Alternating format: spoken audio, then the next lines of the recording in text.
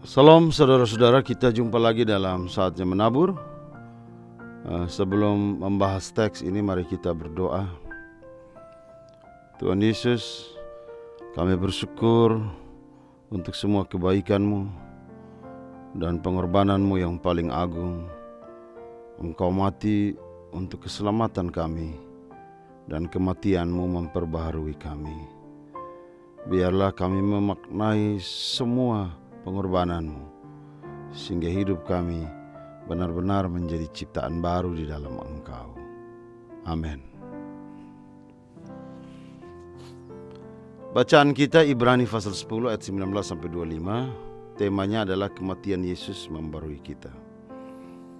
Saudara-saudara, kalau kita membaca kitab Ibrani dalam kaitan dengan teks kita Ibrani 10 ayat 19-25, ada dua hal yang dibangun dalam pemikiran penulis Ibrani tentang Yesus, yaitu Yesus sebagai persembahan sempurna dan Yesus sebagai imam besar yang kudus. Apa yang disebut oleh penulis Ibrani dapat kita maklumi karena penulis Ibrani membangun teologinya dengan menjaga kekhasan Israel dan sejumlah agenda pengajaran para nabi dalam perjanjian lama. Lalu ia berupaya untuk menghubungkan Yesus sebagai sentral dari semua pemberitaan. Karena kita tahu orang Yahudi berpegang pada perjanjian lama, di mana korban bakaran, imam besar dan bait Allah atau sinagoge tidak mungkin dipisahkan.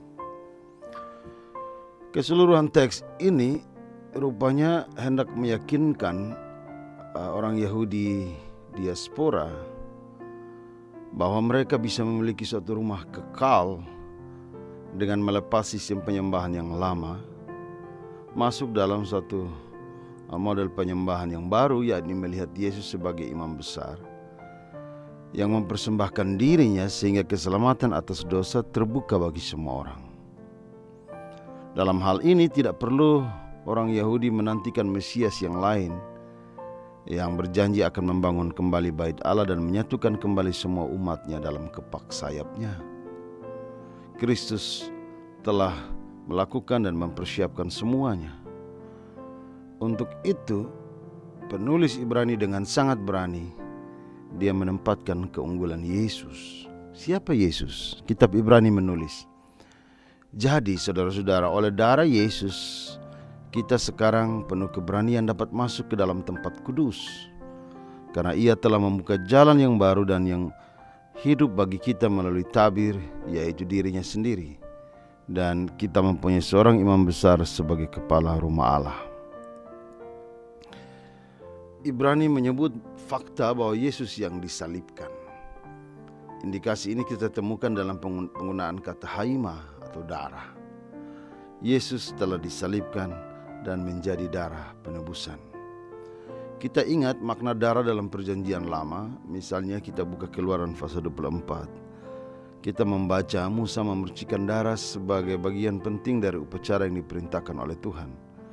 Kemudian Musa mengambil darah itu, memercikannya ke atas orang-orang dan berkata, inilah darah perjanjian yang dibuat Tuhan dengan kamu sesuai dengan firman. Ayat 48.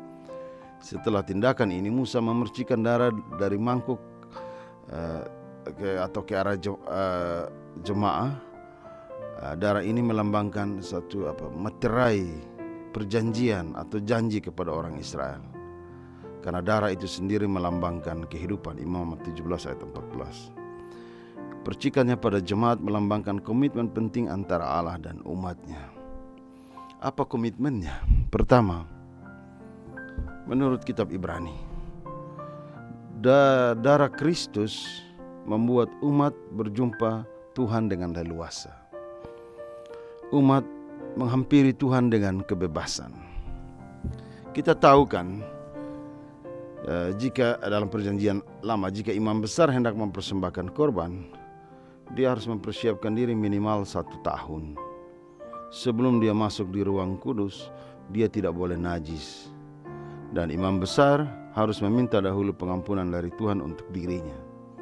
Sebab imam yang berdiri menjadi perantara umat dan Tuhan. Ibrani menunjukkan sesuatu yang berbeda, sesuatu yang unggul dari diri Kristus. Ia berdiri mewakili manusia berdosa. Ia tidak perlu meminta pengampunan dari Tuhan untuk dirinya karena ia tidak berdosa. Bahkan ia tidak membawa hewan kurban, melainkan mempersembahkan dirinya sendiri. Disinilah keunikannya. Meski hewan memercikan darah, namun darah itu sifatnya sementara kan. Di setiap ritual selalu punya makna khusus dan model pengampunan apa yang hendak dinyatakan kepada Tuhan. Kristus memercikan darahnya, dan sekali darahnya dipercikan, darah yang kudus itu dipercikan satu kali dan kekal. Dengan kata lain, Yesus, imam besar surgawi ini, masuk ke tempat suci yang sejati di surga. Dia menghadap Bapa bukan melalui suatu tabir atau tirai simbolis duniawi, tetapi melalui tabir atau tirai yang sangat hidup dari tubuhnya sendiri, yang diberikan di kayu salib untuk orang-orang berdosa. Di dalam dia terjadi penebusan, keselamatan, pengampunan, dan ada harapan masa depan. Karena Tuhan Yesus memulai pelayanan dan pekerjaannya pada dirinya sendiri. Inisiatif datang dari dirinya sendiri. Akibat dari persembahan dirinya, saya dan saudara bisa dengan leluasa atau penuh keberanian menatap kepada Bapa. Kita dilayakkan menyapa nama Bapa, dan Bapa memandang kita sebagai anak-anak persembahan yang layak. Kehidupan kita membuat Bapa mencium aroma kehidupan dalam diri kita, meski sebenarnya kita harus binasa karena dosa. Hal kedua, Yesus membuka jalan atau akses yang menghubungkan jurang antara manusia dan Allah. Dampaknya ialah perubahan cara hidup orang percaya. Permainan kata oleh penulis ketika menggunakan kata hidup menegaskan bahwa karena akses kepada Tuhan memberikan kehidupan bagi orang percaya. Thomas Leah melihat perbedaan antara hewan kurban yang mati yang digunakan untuk persembahan dan Kristus yang hidup dan bangkit yang membuat jalan baru menjadi efektif dan permanen. Hidup manusia lebih bersemangat dan harapan ditumbuhkan kembali. Sementara hewan kurban hanya satu simbol yang bisa berubah kapan saja. Penggunaan kata tabir atau tirai mengarahkan kita ke satu konteks di mana ada ruang persembahan yang biasanya dimasuki oleh seorang imam, dan hal itu tidak bisa dimasuki sembarang orang. Orang-orang Yahudi kuno sangat tahu bahwa tabir itu atau tirai itu menjadi penghalang itu untuk mereka ada di zona kekudusan. Nah, karena itu Ellingworth dengan tepat berargumen bahwa dalam ayat 20 mengisyaratkan bahwa tabir atau tirai itu telah dihancurkan Kristus dalam kematiannya. Cerita itu kita temukan dalam Injil, misalnya Matius 27 ayat 51. Dengan demikian, saudara, tabir penghalang antara manusia yang berdosa dan Tuhan yang kudus itu telah dibuka. Tidak ada lagi halangan, dan Kristus menyediakan satu akses yang gratis bagi semua orang percaya. Pertumpahan darah Kristus adalah proses di mana dia memperoleh akses baru kepada Tuhan, dan sekarang umatnya dengan leluasa boleh masuk ke dalam perjumpaan itu. Prinsipnya adalah kematian dan kemampuannya yang cukup untuk memberikan saya dan saudara menatap kepada Bapa. Ketiga, kita lihat dalam soal keabsahan kewenangan.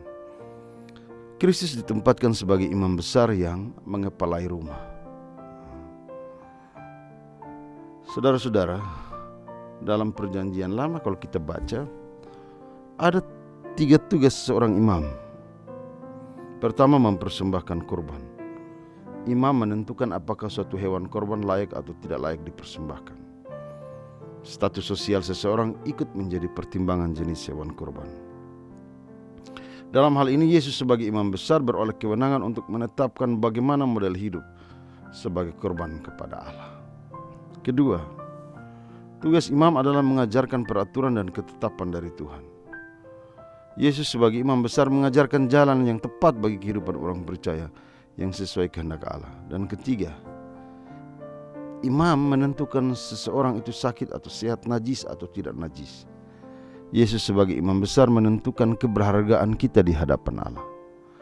Penekanan pada Yesus sebagai imam besar yang mengepelai rumah menunjukkan suatu kuasa otonom Yesus. Jika dahulu Israel menetapkan Harun dan suku Lewi sebagai imam, maka sekarang Kristus adalah pusat dari segala sesuatu.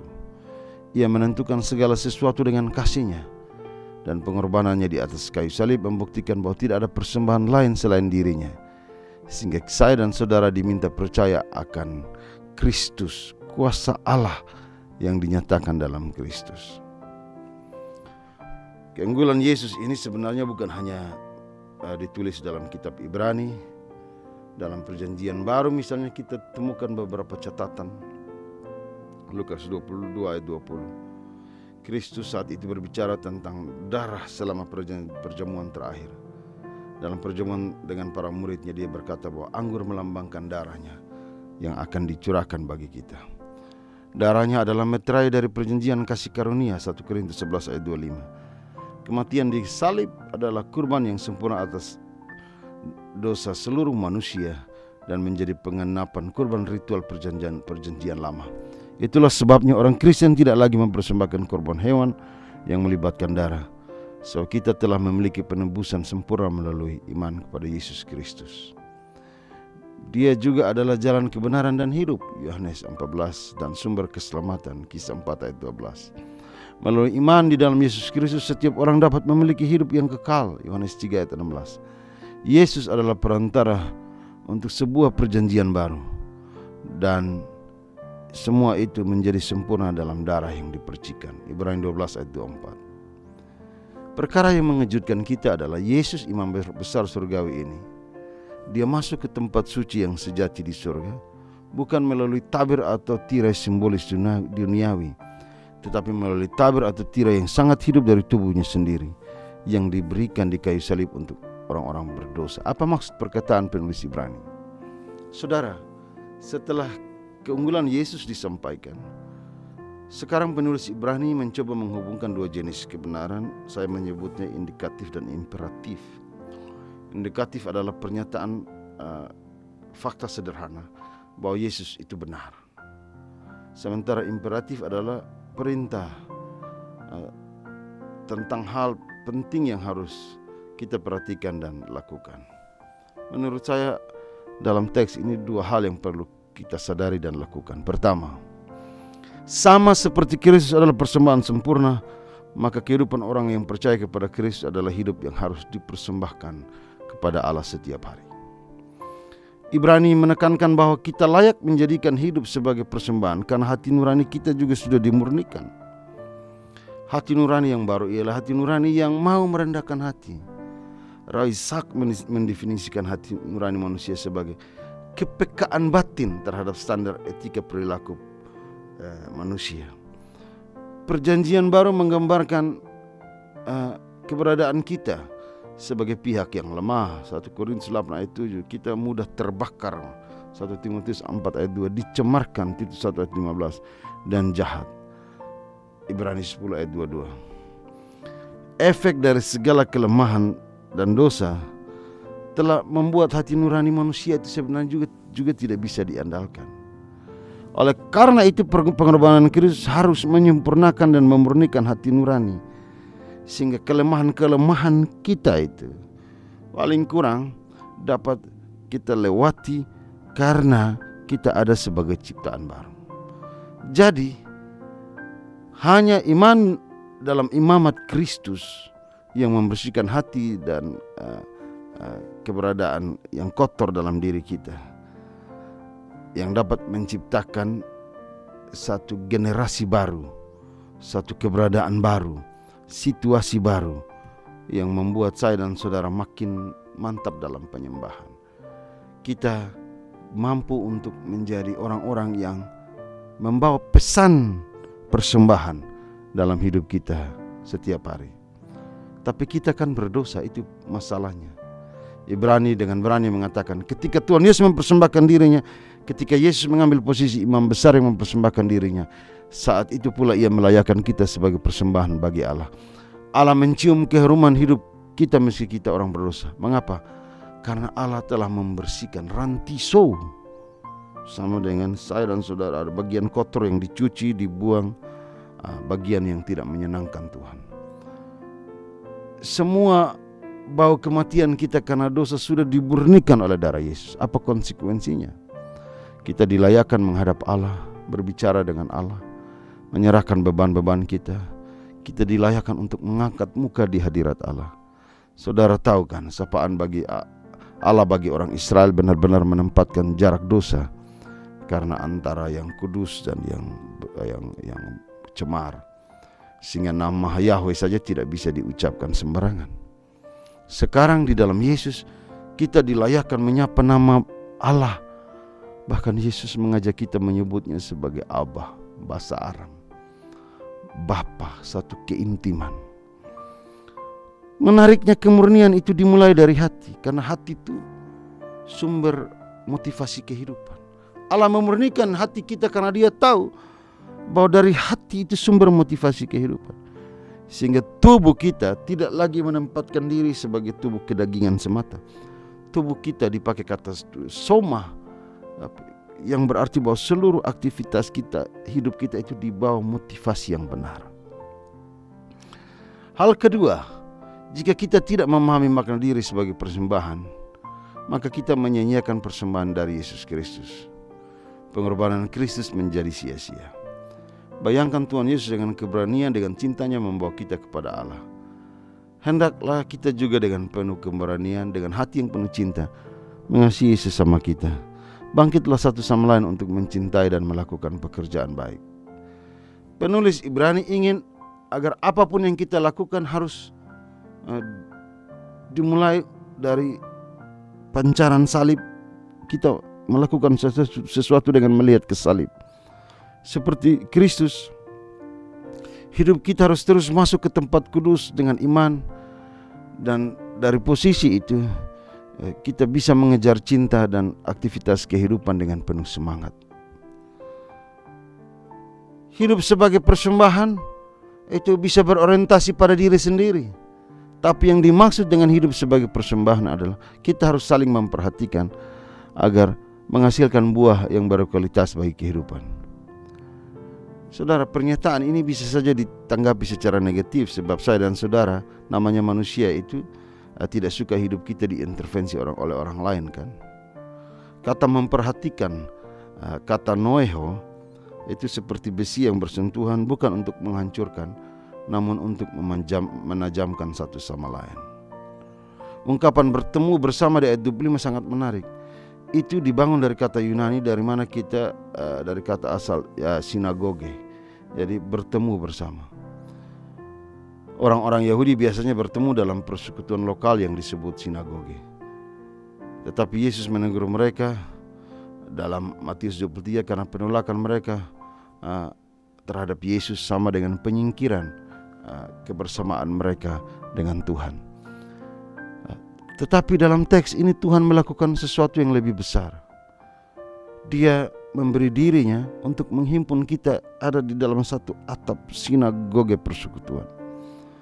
Penulis menempatkan satu pemahaman baru di mata kita untuk melihat Allah di dalam Kristus, di mana sinagoge itu adalah perupaan dari kasih Allah. Karena dengan demikian Allah makin terbuka, dan orang-orang yang dipanggil untuk mempersembahkan dirinya menjadi korban kehidupan ini, dia tidak lagi berpikir tentang korban dirinya sendiri, tetapi ada di dalam satu persekutuan bersama untuk menghasilkan buah. Maksudnya juga adalah kehidupan orang percaya tidak hanya sebuah liturgi dalam pengertian tata cara atau ritus semata. Kehidupan orang percaya sekarang dipanggil untuk melepaskan ego diri, lalu menyatukan diri sebagai satu persekutuan dan bersama-sama membawa liturgi kehidupan setiap hari. Mengapa? Karena selain Kristus menjadi pusat persembahan kehidupan kita, akan ada satu fase di mana Ia akan datang sebagai hakim yang meminta pertanggungjawaban dari persembahan hidup yang kita jalani. Jadi kesimpulannya, oleh karena dalam terang pelayanan imamat Yesus bagi kita, Dia membawa kita ke tempat Allah yang kudus. Karena itu marilah kita terus mendekat kepada Dia. Marilah kita menjadikan Dia sebagai pusat pengakuan akan pengharapan kita. Dan marilah kita bersama-sama tidak lagi memikirkan diri sendiri, bangkit sebagai satu persekutuan untuk saling mendorong dan saling menggerakkan untuk berbagi kasih dan pekerjaan baik. Bagaimana aplikasinya, saudara-saudara? Dalam upaya menerapkan Ibrani 10 ayat 19-25 ini, kita harus menyadari bahwa penulis Ibrani kemungkinan begitu serius mengidentifikasi Kristus sebagai imam besar yang baru. Dengan demikian penulis berusaha keras untuk menunjukkan sifat dan otoritas Yesus yang unggul.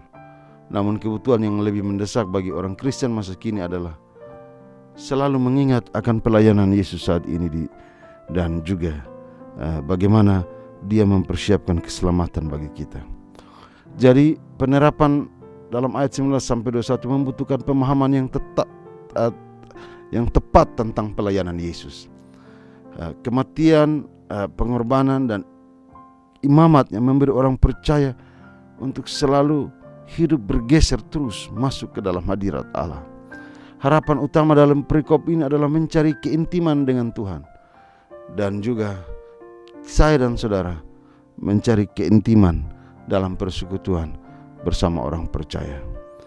Mendekat kepada Allah berarti masuk hadirat ilahinya.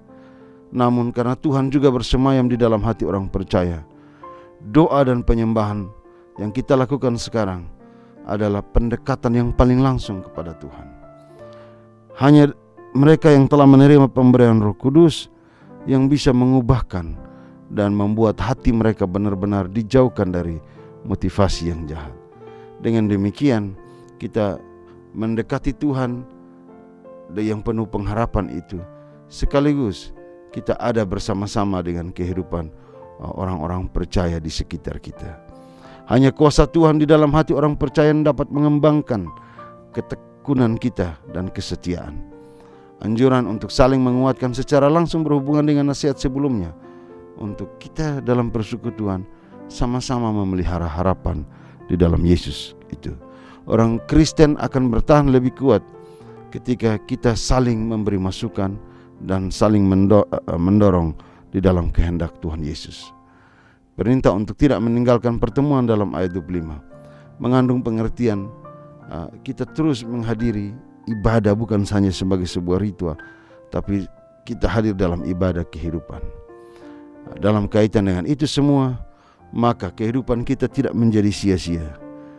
Jika dahulu orang Yahudi menetapkan hukum kematian sebagai suatu pelanggaran, maka sekarang dalam kematian itu Yesus benar-benar memperbarui kita, karena kita menjadi persembahan yang baru yang berkenan di hadapan Allah, dan kita juga menjadi satu persekutuan baru bersama dengan orang-orang percaya untuk menunjukkan kehidupan yang bermakna bagi orang lain.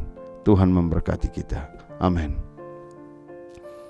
Mari kita berdoa. Terima kasih Tuhan Yesus. Biarlah karya Roh-Mu dan kematian-Mu yang agung itu benar-benar memperbarui kami. Amin.